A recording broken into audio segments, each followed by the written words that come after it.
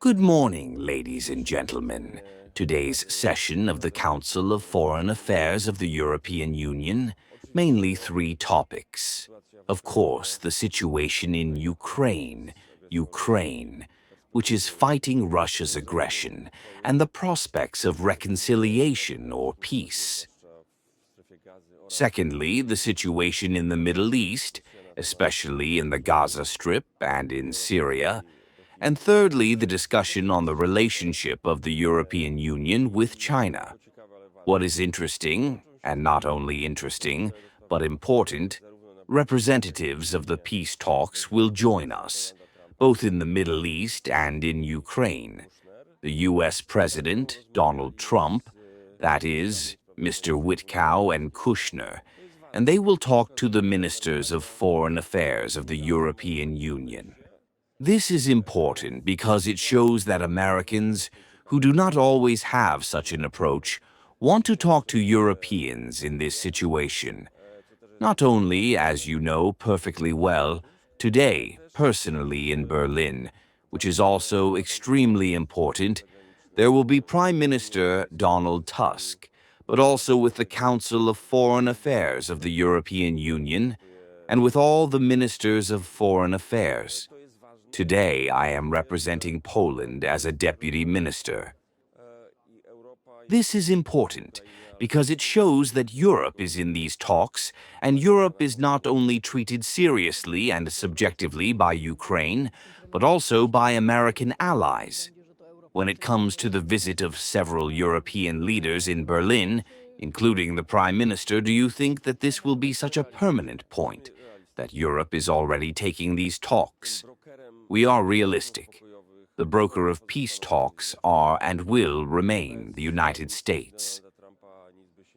Without the administration of Donald Trump, nothing would happen. Only Donald Trump and his team are able to mediate between Ukrainians and Russians. Peace talks at the moment concern mainly three things. First, the territory. Whether and how much Ukraine will have to give in on some legal grounds.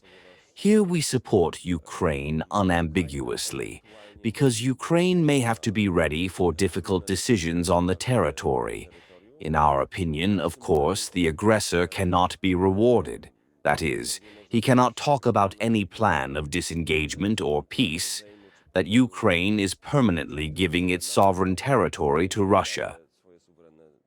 Secondly, this is a conversation about financing further Ukraine, and today we will talk about it, of course, at the European Council, and at the end of this week there will be final decisions.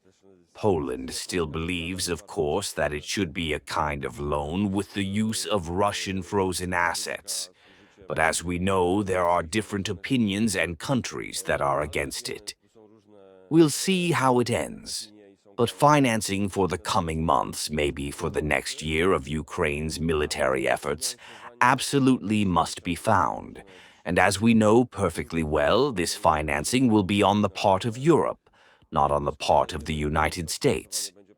And finally, the third point concerning peace in Ukraine are security guarantees.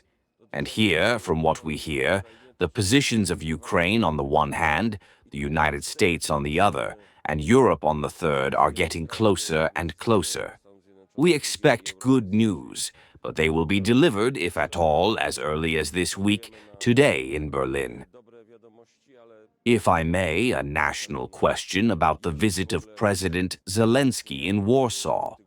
What does the government expect after this visit?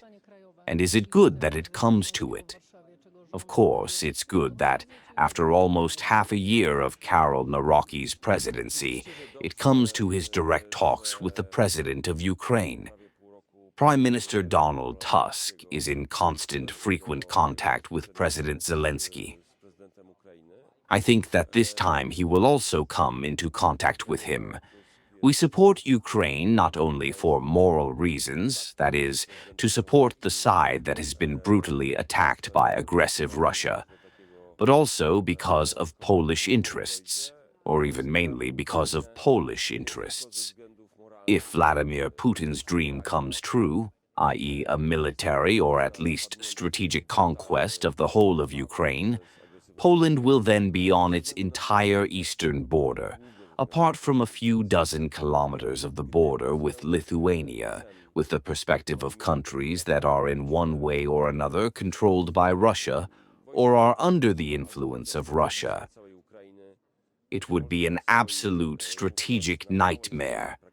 Mr. Prime Minister, and if there is no agreement at the summit in December on the loan of reparations, what's next?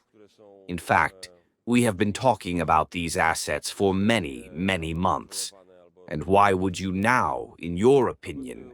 In December, financing for Ukraine must be found for the next year. This is something that must be done because, without it, it will be difficult to imagine a further effective fight between Ukraine and Russia. Are you worried that the support is wavering for the reparations loan for Ukraine? No, we don't. We think that the reparations loan should be used. Poland is in favor of it. But what is absolutely necessary is securing the financing for the Ukrainian war effort for the next at least half a year, maybe a year.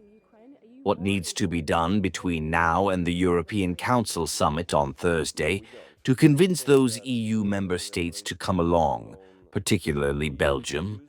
There are many options possible. Let's put the trust in our diplomatic effort and our, European ones. Thank you very much.